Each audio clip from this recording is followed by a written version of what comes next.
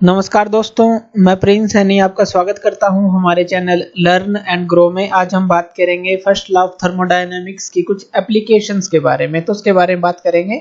जो first law है वो हम डिस्कस कर चुके हैं पहले लेक्चर्स के अंदर, तो वो आप हमारे लेक्चर देख सकते हैं कि फर्स्ट लॉ ऑफ थर्मोडायनामिक्स होता क्या है। तो एप्लीकेशंस की बात करते हैं कि इसकी कहाँ पर एप्लीकेशंस होती हैं। तो अकॉर्डिंग टू अगर हम फर्स्ट लॉ बात करें, जो इसका फॉर्मूला है हमारे पास, वो क्या होता है, चेंज इन जो हीट है वो हमारी change in internal energy plus जो वर्क डन है चेंज इन, ये इसके बराबर होता है। यानी कि d q equal to d u plus d डब्ल्यू, ये हमारा फर्स्ट लॉ ऑफ थर्मोडायनामिक्स का फॉर्मूला है। तो अब जो है इस फॉर्मूले का यूज हम कहाँ पर कर सकते हैं और उसकी हेल्प से क्या क्या निकाल सकते हैं। तो हर एक प्रोसेस में लगभग हम इसका यूज कर सकते हैं। चलिए पहली जो प्रोसेस है हम ले लेते हैं, जो कि है हमारे पास आइसोथर्मल प्रोसेस। अब आइसोथर्मल प्रोसेस क्या होती है, ये दो वर्ड से मिलकर बनी है। आइसो का मतलब क्या होता है हमारा सेम, और थर्मल का मतलब क्या होता है जिसके अंदर टेम्परेचर हमारा सेम रहे, यानी कि टेम्परेचर हो गया, यानी कि जो सेम टेम्परेचर रहे जिस प्रोसेस के अंदर, उसको हम आइसोथर्मल प्रोसेस बोलते हैं। तो temperature remains constant during the process, process के दौरान टेम्परेचर जो है कांस्टेंट रहेगा, यानी कि उसको जो है आप उसी टेम्परेचर पर मेंटेन रखेंगे। अगर उसका टेम्परेचर ज्यादा होता है तो हम उसको उस सिस्टम से टेम्परेचर को निकाल लेंगे, अगर कम होता है तो उसको हम दे देंगे। तो इसीलिए जो टेम्परेचर हमें कांस्टेंट रखना है ड्यूरिंग द प्रोसेस, तो आइसोथर्मल प्रोसेस ये होगी। और इसके अंदर अगर हम बात करते हैं आइडियल गैस की, यानी कि अगर हम आइडियल गैस को ले लें एज ए सिस्टम, तो आइडियल गैस को हम जानते हैं, जैसा कि हमने उसके अंदर काइनेटिक एनर्जी की बात की थी, जो इंटरनल एनर्जी थी, और पोटेंशियल एनर्जी की बात की थी, कि जो आइडियल गैस होती है उसके मॉलिक्यूल्स की जो इंटरमोलिकुलर फोर्स होती है उसको हम मानते ही नहीं है, यानी कि जीरो मानते हैं, जो इंटरमोलिकुलर फोर्स होती है। तो इसके अंदर जो इंटरनल एनर्जी होती है वो किसके कारण होती है, सिर्फ जो टेम्परेचर के बढ़ने के कारण ही, या कहें कि टेम्परेचर पर ही वो डिपेंड करती है, क्योंकि कॉन्फ़िगरेशन पे तो वो डिपेंड नहीं करती, क्योंकि इनके बीच की जो इंटरमोलिकुलर फोर्स है वो तो जीरो है। तो इंटरनल एनर्जी सिर्फ डिपेंड करेगी इसके अंदर टेम्परेचर पर। ये पिछले लेक्चर में हमने देखा था, इसको पूरा अच्छी तरह से समझा था। तो इसका मतलब क्या है कि जो इंटरनल एनर्जी है आइसोथर्मल प्रोसेस के लिए, अगर हम चेंज इन इंटरनल एनर्जी की बात करें तो वो तो जीरो रहेगी, क्योंकि टेम्परेचर हमारा कांस्टेंट है। टेम्परेचर नहीं चेंज होगा तो इंटरनल एनर्जी भी चेंज नहीं होगी, तो चेंज हमारा जीरो है। चेंज हमारा यानी कि डी जो है इंटरनल एनर्जी का चेंज जो है जीरो है। तो यहां पर हमारा जो फॉर्मूला है d q equal to d u plus d डब्ल्यू, ये जो फॉर्मूला है यहाँ पर डी यू को हम जीरो पुट कर देंगे। तो यहां से हमें क्या मिलता है, d q equal to d डब्ल्यू मिलता है, यानी कि ये चीज जो है हमें यहाँ पर मिलती है।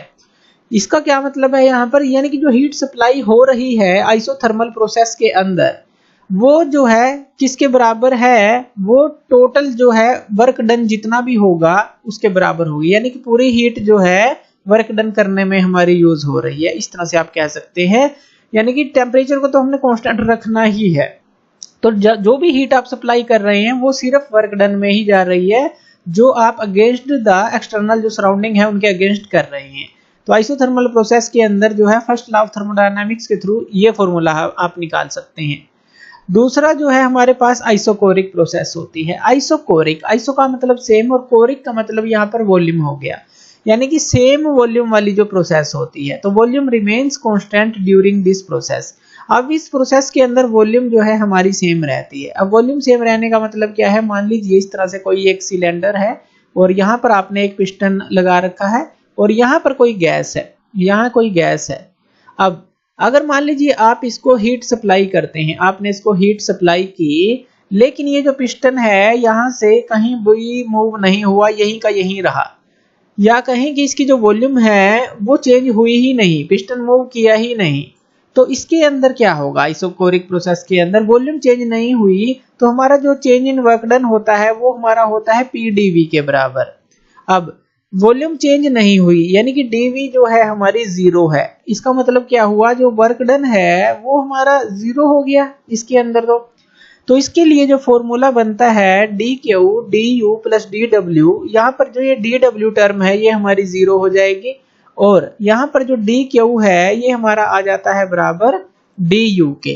तो यहाँ पर चेंज इन हीट, यानी कि कहाँ पर अगर आप हीट को दे रही हैं वो कहाँ पर कंज्यूम हो रही है, वो सिर्फ उसकी इंटरनल एनर्जी के अंदर कंज्यूम हो रही है। इंटरनल एनर्जी यानी कि उसकी इंक्रीज होती जा रही है, वॉल्यूम तो चेंज हो नहीं रही। तो इंटरनल जितनी हीट आप सप्लाई करेंगे उतनी ही इंटरनल एनर्जी उसकी चेंज होगी, या आप कहें कि इंक्रीज होती चली जाएगी। और जितनी हीट आप निकालेंगे तो इंटरनल एनर्जी कम होती चली जाएगी, कुछ भी आप कह सकते हैं इसके अंदर। थर्ड जो प्रोसेस है हमारी वो है एडियाबैटिक प्रोसेस।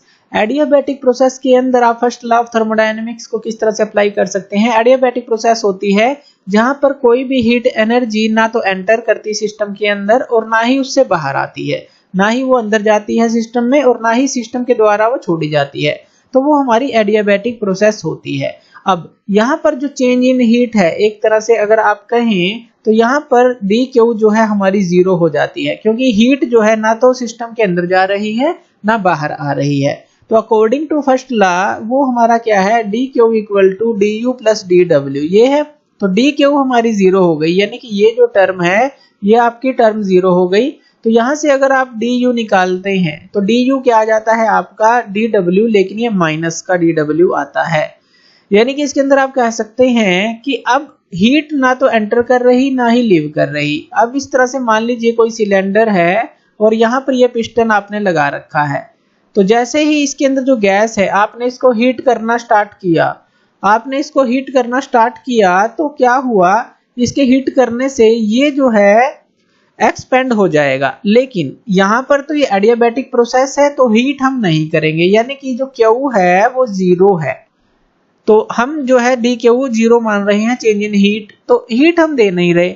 अगर ये एक्सपेंड करेगा, अब ये एक्सपेंड करे तो क्या होगा, कोई तो एनर्जी ये यूज करेगा, तो ये इंटरनल एनर्जी ही यूज करेगा जो गैस की है, ये उसको यूज करेगा। यानी कि इंटरनल एनर्जी हमारी डिक्रीज होगी। जैसे ही आप इसको एक्सपेंड करेंगे ये डिक्रीज होगी, क्योंकि हीट तो हमने सप्लाई की नहीं, ना ही वो बाहर छोड़ रहा।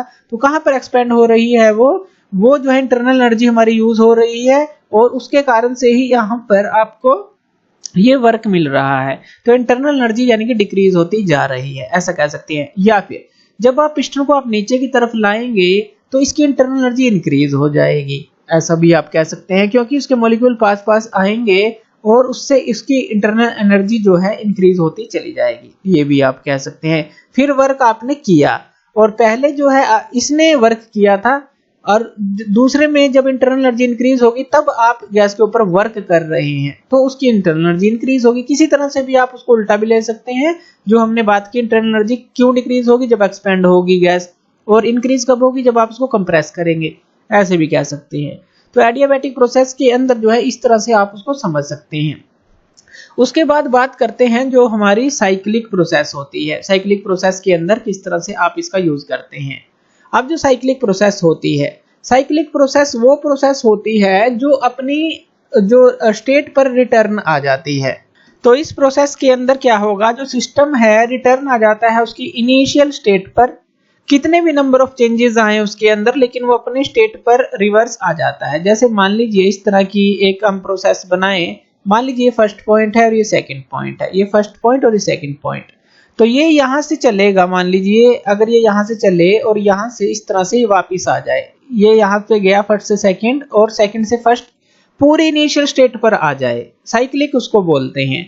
इस तरह की अब हमें पता है जो इंटरनल एनर्जी है वो तो सिर्फ स्टेट पर डिपेंड करती है, किसी भी सिस्टम की स्टेट पर, पाथ पर तो वो डिपेंड नहीं करती, तो स्टेट पर डिपेंड करती है। यानी कि अगर मान लीजिए फर्स्ट से घूमकर आप सेकंड पर गए, सेकंड से घूमकर आप दोबारा फर्स्ट पर आ गए, तो इंटरनल एनर्जी को तो कुछ पता चला ही नहीं, या कहें कि इंटरनल एनर्जी का जो चेंज है वो तो जीरो ही है, क्योंकि आप तो वही स्टेट पर आ गए, चाहे कितने भी नंबर ऑफ चेंजेस के बाद उसी स्टेट पर आए हैं, लेकिन स्टेट तो वही है, इंटरनल एनर्जी तो वही रहेगी। तो चेंज इन इंटरनल एनर्जी जो है वो जीरो है यहाँ पर।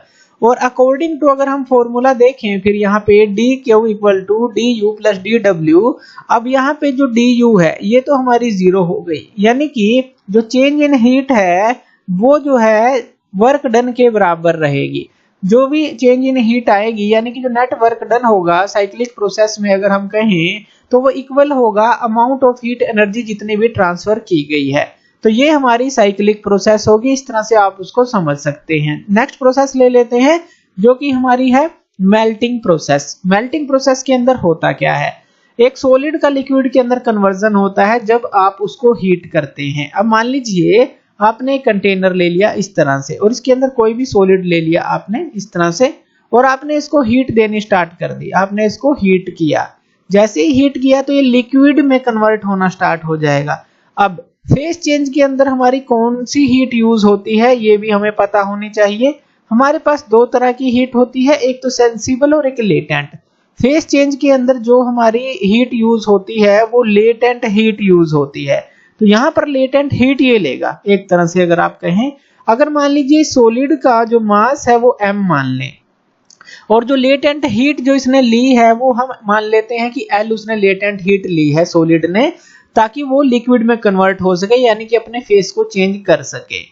तो यहां पर क्या होता है, इंटरनल एनर्जी जो है इंक्रीज होती है, क्योंकि सॉलिड जो है उसके मॉलिक्यूल बिल्कुल अच्छी तरह से अरेंज होते हैं, मूव नहीं करते, या कहें कि नेग्लिजिबल उनके अंदर मूवमेंट होती है। लेकिन अगर लिक्विड में जाते हैं तो मूवमेंट ज्यादा होती है।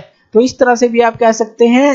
तो उसने जो हीट ली है एक तरह से इंटरनल एनर्जी को इंक्रीज करने के अंदर ली है, अगर थर्मोडायनामिक्स में हम मॉलिक्यूल लेवल पर उसको समझें। तो हमने m माना mass of the solid, L माना लेटेंट हीट जो सॉलिड ने ली। अब कितनी हीट जो इसने एब्जॉर्ब की है तो वो हमारी क्या हो जाएगी, dq, वो हो जाएगी मास ऑफ द सॉलिड और लेटेंट हीट, यही होगी। यानी कि जो अमाउंट ऑफ हीट एब्जॉर्ब की गई है मेल्टिंग प्रोसेस के दौरान वो मास ऑफ सॉलिड और जो लेटेंट हीट की वैल्यू है उन दोनों को मल्टीप्लाई करेंगे तो वो आएगी हमारे पास। अब देखिए जब सब्सटेंस मेल्ट होता है, जैसे कि यहाँ पर मेल्ट हुआ एक कंटेनर के अंदर, तो इसकी जो वॉल्यूम है उसके अंदर जो चेंज आता है तो वो बहुत ही स्मॉल चेंज आता है। तो आप कह सकते हैं नेग्लिजिबल या फिर बहुत ही स्मॉल चेंज आता है। तो वॉल्यूम को आप यहाँ पे नेग्लेक्ट कर सकते हैं एक तरह से। वॉल्यूम को नेग्लेक्ट करने का क्या मतलब है, dw हमारा pdv के बराबर होता है, यानी कि चेंज इन वॉल्यूम को आप जीरो रख सकते हैं। तो वर्क डन भी हमारा क्या हो गया, एक तरह से जीरो हो गया यहाँ पर इस केस के लिए, क्योंकि वॉल्यूम हमने मानी कि नेग्लिजिबल चेंज है उसके अंदर। तो अकॉर्डिंग टू जो फॉर्मूला है dq equal to du plus dw, तो ये जो फॉर्मूला है हमारा, तो यहाँ पर dq किसके बराबर है, ml के बराबर है। तो ये आप रख देंगे, du हमारा du के बराबर ही है और dw जो है जीरो हो चुका है यहाँ पर हमने देखा, क्योंकि वॉल्यूम के अंदर चेंज हमने माना ही नहीं। तो यहाँ पर जो du है इंटरनल एनर्जी है जो इंक्रीज हुई है वो किसके बराबर यहाँ पर आ रही है, मेल्टिंग प्रोसेस में जो इंटरनल एनर्जी आई है वो हमारी मास इनटू लेटेंट हीट, जितना मास होगा सॉलिड का उसको लेटेंट हीट से मल्टीप्लाई करेंगे तो उतनी इंटरनल एनर्जी की वैल्यू आएगी। तो ये मेल्टिंग प्रोसेस में है। सेम ही हम जो है अगर बात करें बॉइलिंग प्रोसेस में भी यही होता है। बॉइलिंग प्रोसेस में हमारा लिक्विड से वेपर के अंदर कन्वर्जन होता है। अब लिक्विड से वेपर के अंदर कन्वर्जन होने का क्या मतलब है, आपने एक कंटेनर लिया और उसके अंदर कोई लिक्विड ले लिया। अब ये जो लिक्विड है ये जो है हमारा वेपर में कन्वर्ट होना स्टार्ट हो जाता है जैसे ही आप इसको हीट देते हैं। लेकिन यहाँ पर भी हम कौन सी हीट दे रहे हैं, क्योंकि फेस चेंज हो रहा है, लिक्विड टू हमारे ये वेपर में कन्वर्ट हो रहे हैं। तो कौन सी हीट आपने इसको दी, आपने इसको लेटेंट हीट दी है। इसका मतलब तो यही है कि आपने इसको लेटेंट हीट दी है, क्योंकि लेटेंट हीट ही फेस चेंज करती है। अब इसके अंदर हम मान लेते हैं जो लिक्विड का मास है वो m है और v1 हम मान लेते हैं जो इसकी वॉल्यूम है लिक्विड की। तो हम ये सारी चीजें मान लेते हैं कि जो m है वो मास है, v1 जो है वॉल्यूम है इसकी लिक्विड की। उसके बाद जब आप इसको प्रेशर के जो भी हमारा एटमॉस्फेरिक प्रेशर है वो कांस्टेंट हम मान लेंगे, क्योंकि एटमॉस्फेरिक प्रेशर कांस्टेंट ही रहेगा दोनों प्रोसेस में। तो फर्स्ट तो ये है कि मास, वॉल्यूम और जो प्रेशर है। दूसरा जो वॉल्यूम चेंज होगा, अब V2 आएगा, यानी कि ये लिक्विड से वेपर में कन्वर्ट होगा। इसी लिक्विड का जब ये वेपर फॉर्म में कन्वर्जन होगा सेम प्रेशर के ऊपर तो वॉल्यूम होगी V2। ये ध्यान रखना है, ये हमारा वेपर के केस में है जब वेपर बनेंगे लिक्विड से। V1 लिक्विड की वॉल्यूम है और L हम मान लेते हैं जो हमने लेटेंट हीट इसको दी है फेस चेंज करने के लिए। तो वर्क डन क्या होगा, अब इसके अंदर तो नेग्लिजिबल नहीं होगा जो वॉल्यूम चेंज होगा।